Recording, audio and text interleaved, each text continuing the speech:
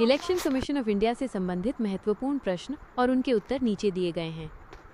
1 प्रश्न, भारतीय संविधान का कौन सा अनुच्छेद भारत निर्वाचन आयोग की स्थापना से संबंधित है? उत्तर, भारतीय संविधान का अनुच्छेद 324 भारत निर्वाचन आयोग की स्थापना और उसकी शक्तियों से संबंधित है। 2 प्रश्न, भारत के मुख्य चुनाव आयुक्त, चीफ इलेक्शन कमिश्नर और अन्य चुनाव आयुक्तों की नियुक्ति कौन करता है? उत्तर, इनकी नियुक्ति भारत के राष्ट्रपति द्वारा की जाती है। 3 प्रश्न, मुख्य चुनाव आयुक्त का कार्यकाल कितने वर्ष का होता है?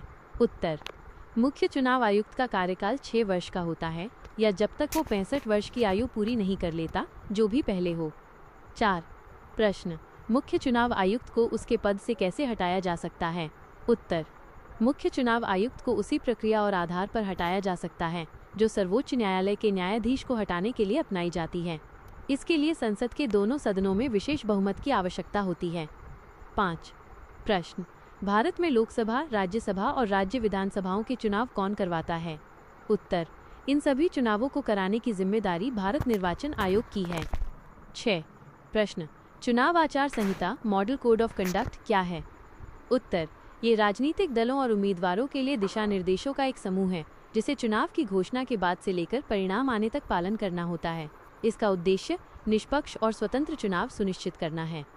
7 प्रश्न, इलेक्ट्रॉनिक वोटिंग मशीन ईवीएम में वीवीपीएटी का क्या उपयोग है?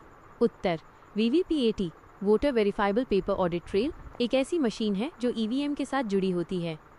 यह मतदाता को यह सत्यापित करने की सुविधा देती है कि उसका वोट सही तरीके से दर्ज हुआ है। वोट डालने के बाद एक पर्ची निकलती है जिस पर उम्मीदवार का नाम और चुनाव चिन्ह होता है। 8 प्रश्न, भारत निर्वाचन आयोग राजनीतिक दलों को राष्ट्रीय या राज्य स्तरीय दल की मान्यता कैसे देता